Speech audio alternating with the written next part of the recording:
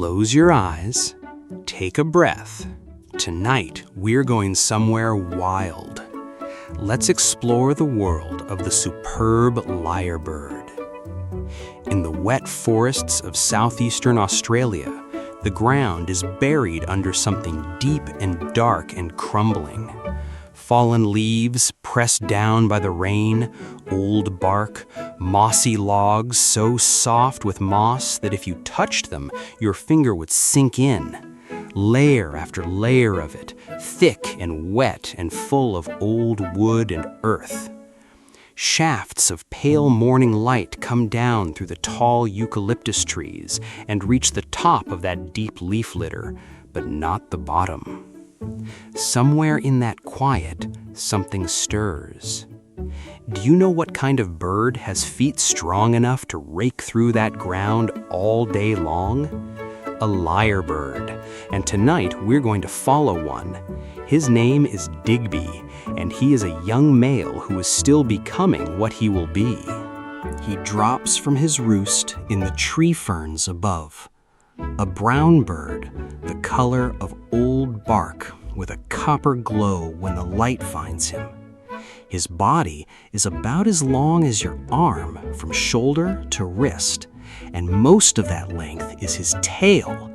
Two long outer feathers that are beginning their slow curl toward the lyre shape they'll grow into, still working it out. And those feet. Look at those feet. Wide, strong, the claws curve down, thick and sure, made for hooking into packed earth and pulling it apart. He stands still for one moment on the leaf litter, listening. Then he scratches. His right foot rakes back, then his left, then right again. The leaves scatter. Old bark breaks apart. Below the litter, in the dark, wet earth, a fat brown beetle turns over in the sudden light. It tries to run. "There," said Digby, very quietly. He had found it. He eats. He doesn't stop to wonder about it. He is hungry. He is always hungry. The scratching, the raking, the turning, this is what his feet are for.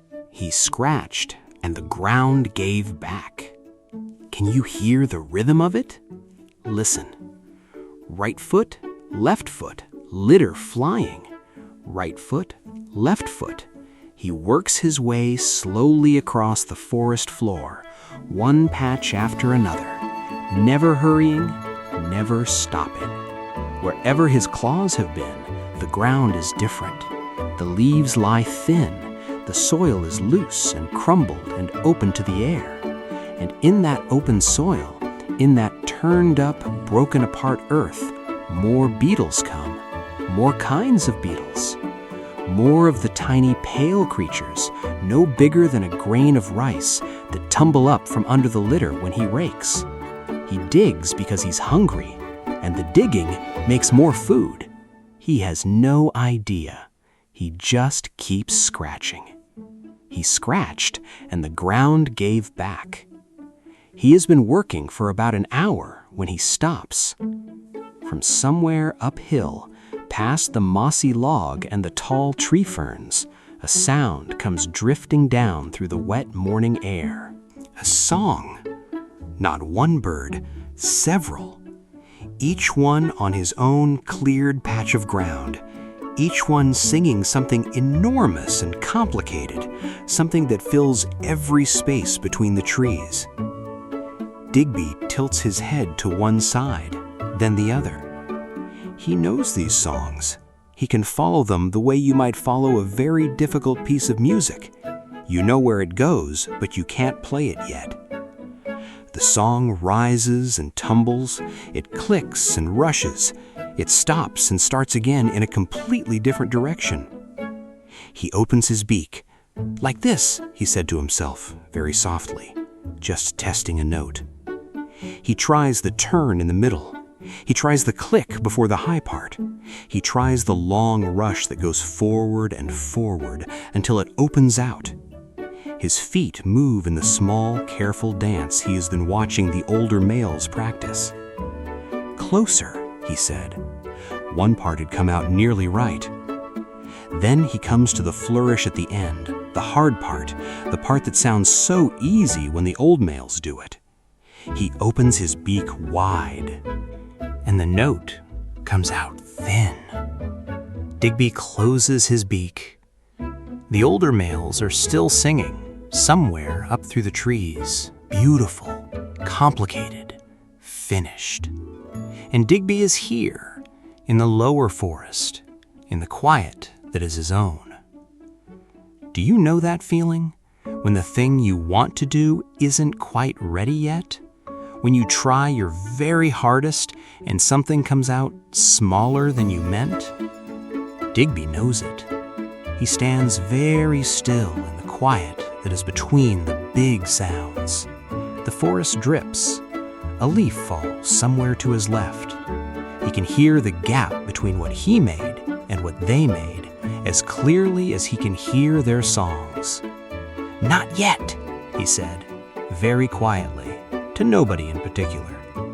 He stands in it for a moment longer. Then he drops his head, and he does the thing he knows how to do.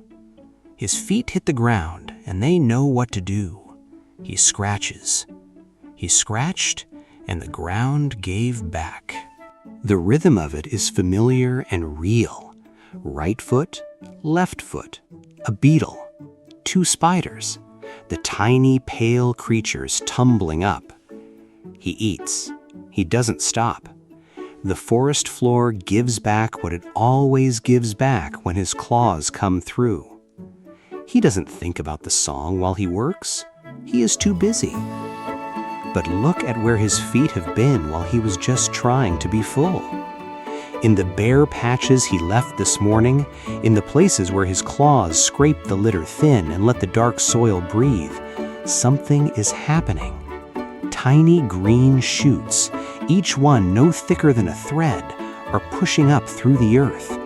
Seeds that have been pressed under a heavy blanket of leaves, waiting for months, maybe longer, for exactly this, a patch of bare soil and a little light. Twice as many seeds wake up in the ground he turned as in the ground he never touched. He walks right past them. He doesn't look down. He is thinking about beetles. He scratched, and the ground gave back. In the late afternoon, when the light in the forest turns gold, Digby stops. He stands on the ground he has been working all day. His feet are still. His claws rest in the loose, turned earth. He opens his beak. His song rises into the tall trees.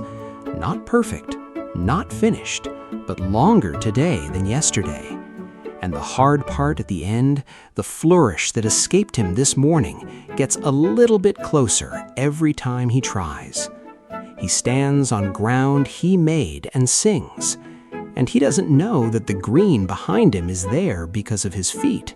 He doesn't know the forest floor is crumbly and alive and full of beetles because of his claws. He doesn't know that twice as many seeds are waking up in every patch his feet swept bare. He just knows his song is getting longer, and the forest is listening. The superb lyrebird is still out there right now, in the wet forests of southeastern Australia, doing exactly what he was born to do.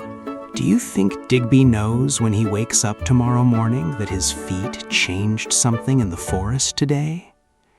Sleep well, Fenekie. The wild world will be here when you wake up. Good night.